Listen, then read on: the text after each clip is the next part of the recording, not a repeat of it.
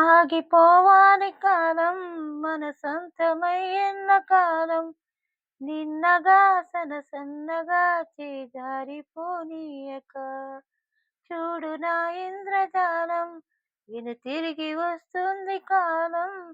రేపుగా మన పాపగా పుడుతుంది సరికొత్తగా నీవు నాకు తోడుగా నేను నీకు నీడగా ప్రతి రేయి తీయగా పిలుస్తుంది హాయిగా ఇలా ఉండిపోతే చాలుగా